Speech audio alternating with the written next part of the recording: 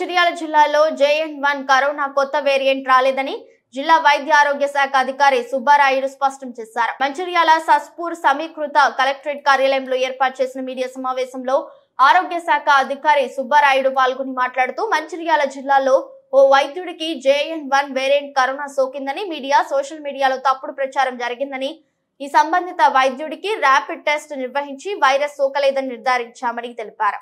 ప్రస్తుతం వాతావరణంలో మార్పుల కారణంగా చలి తీవ్రతకు జలుబు, దగ్గు, జ్వరం రావడం సాధారణమని కరోనా కొత్త వేరియంట్ వ్యాప్తి చెందకుండా ఎవరికైనా వ్యాధి సోకితే చికిత్స అందించేందుకు జిల్లాల్లో అన్ని ఏర్పాట్లు పూర్తి చేశామని తెలిపారు. JN1 వైరస్ వ్యాప్తి చెందకుండా ప్రజలందరూ అప్రమత్తంగా ఉండాలని, ప్రజలు మాస్క్, సోషల్ డిస్టెన్స్, శానిటేషన్ పాటిస్తూ వైరస్ నుండి అప్రమత్తంగా ఉండాలని పిలుపునిచ్చారు. ఎవరికైనా వ్యాధి లక్షణాలు ఉంటే దగ్గరలోని PHCలలో సంప్రదించి చికిత్స తీసుకోవాలని కోరారు. ఈ కార్యక్రమంలో వైద్యులు, సిబ్బంది పాల్గొన్నారు. మన నేషనల్ ఎన్క్వైరీ సంబంధించి టీమ్ ఎక్స్టర్నల్ టీమ్ వచ్చింది.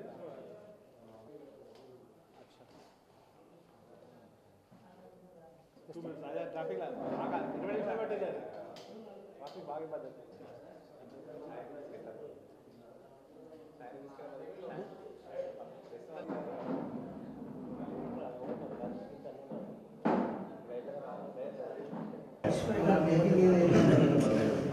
ఓకే జరగండి.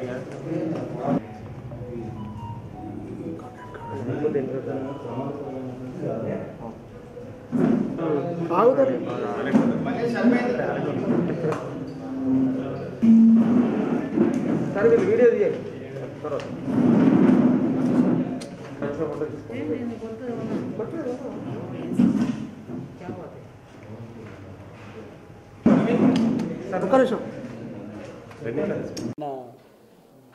మన జిల్లాలో ఒక డాక్టర్ గారికి పాజిటివ్ JN1 అనేటువంటి కోవిడ్ వేరియంట్ పాజిటివ్ వచ్చిందని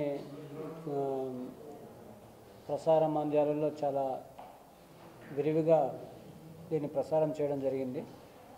దాన్ని ఉద్దేశంలో పెట్టుకొని ఈరోజు ప్రెస్ మీట్ పెట్టడం జరిగింది. ముఖ్యంగా మనము యాజ్ పర్ స్టేట్ ఇన్స్ట్రక్షన్స్ ప్రకారం మరియు డిస్ట్రిక్ట్ కలెక్టర్ గారి ఆదేశానుసారం మనము 21వ తారీఖు నుంచి మనము కోవిడ్కి సంబంధించినటువంటి ర్యాపిడ్ యాంటీజెన్ టెస్ట్ చేస్తున్నాము. ఇది 21వ తారీఖు నుంచి మనం స్టార్ట్ చేస్తాం మన జిల్లాలో. ఇంతవరకు మనము యాజ్ పర్ స్టేట్ గవర్నమెంట్ ఇచ్చిన టార్గెట్స్ ప్రకారం మనం 1022 కేసులు ఈరోజు ఇంతవరకు మనం టెస్ట్ చేయడం జరిగింది 21వ తారీఖు నుంచి. అందులో మనకు ఇంతవరకు ఏది ఒకటి కూడా పాజిటివ్ రాలేదు. నిన్ననే గవర్నమెంట్ జనరల్ హాస్పిటల్లో పనిచేస్తున్నటువంటి డెంటల్ డాక్టర్కి ఆయన టెస్ట్ చేసుకుంటే ఆయనకు పాజిటివ్ వచ్చిందని తెలియజేయడం జరిగింది. ఇప్పుడు ఉదాహరణకి మనము ఈ JN1 అనేటువంటి వేరియంట్ను మనం కన్ఫర్మ్ చేయాలంటే అది బ్లడ్ శాంపుల్ని జీనోమ్ టెస్టింగ్కు పంపించాలి. జీనోమ్ టెస్టింగ్ అనేటువంటిది చేయకుండా JN1 అనేటువంటి నిర్ధారణ చేయడానికి లేదు అనేది స్టేట్ గవర్నమెంట్ ఇన్స్ట్రక్షన్స్.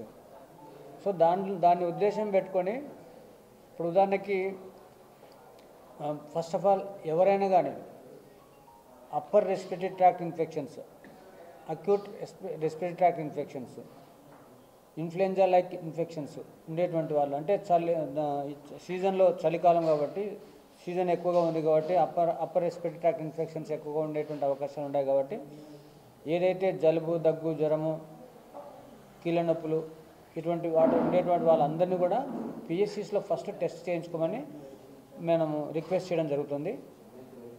దాన్ని అక్కడ టెస్ట్ చేసిన తర్వాత ఏదైనా ర్యాపిడ్ యాంటీజెన్ టెస్ట్ అనేటువంటి అక్కడ చేస్తారు. అక్కడ చేసిన తర్వాత ఏదైనా పాజిటివ్ అనేటువంటిది ర్యాట్ టెస్ట్లో పాజిటివ్ అనేటువంటిది వస్తే దాని కన్ఫర్మేషన్ కోసం మనము ర్యాపిడ్ RT-PCR టెస్ట్కి మనం పంపించాలి. అది స్టేట్ గవర్నమెంట్ ఇచ్చినట్టు మన గైడ్లైన్స్. సో మనము RT-PCR టెస్ట్ చేయకుండా జీనోమిక్ టెస్ట్ అనేటువంటిది మనము యాజ్ పర్ స్టేట్ గవర్నమెంట్ ప్రకారం మనం చేయడం లేదు. ఎందుకంటే RT-PCR టెస్ట్ పాజిటివ్ వస్తేనే we will send the samples the Gandhi hospital for genomic testing.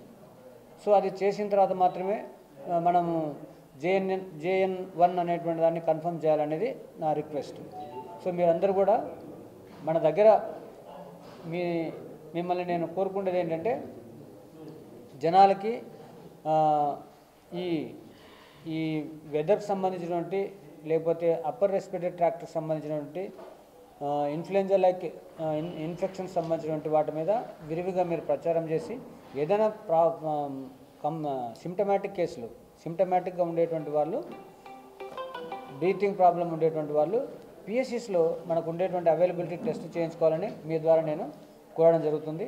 అదేవిధంగా మీ పాత్రికేయులకు కూడా నేను రిక్వెస్ట్ చేసేది ఏంటంటే ఏదైనా కన్ఫర్మేషన్ టెస్ట్ వచ్చినప్పుడు మనం స్టేట్ గవర్నమెంట్కి మేము పోర్టల్లో ఎంట్రీ చేస్తాము.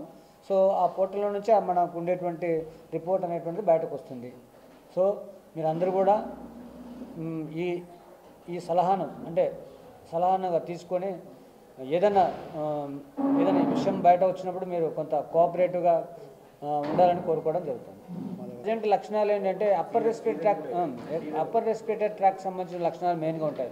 ఏంటి ముక్కులు గారడం, తర్వాత తుమ్ములు రావడం, తర్వాత కొంచెం టెంపరేచర్ ఉండడం, తర్వాత ఇంకో కొంచెం ఉంటే అది షార్ట్నెస్ ఆఫ్ బ్రీతింగ్ అంటే శ్వాస తీసుకోవడంలో కొంత ఇబ్బంది ఉండడం, ఇంకొంతమందికి బాడీ పెయిన్స్, తర్వాత అబ్డామిన్ పెయిన్, కళ్ళు ఎర్రగవడం, ఇటువంటి లక్షణాలు కొన్ని ఉంటాయి. ఈ లక్షణాలు ఉండేటువంటి వాళ్ళందరూ కూడా ఖచ్చితంగా మన అందుబాటులో ఉండేటువంటి పిఎస్సీలకు వెళ్ళేసేసి అక్కడ నుంచి ర్యాపిడ్ యాంటిజెన్ టెస్ట్ చేసుకుంటే నెగిటివ్ ఉంటే నో ప్రాబ్లం, నెగిటివ్ లేదు పాజిటివ్ ఉంది అనుకోండి, it will refer to the RTPCR test.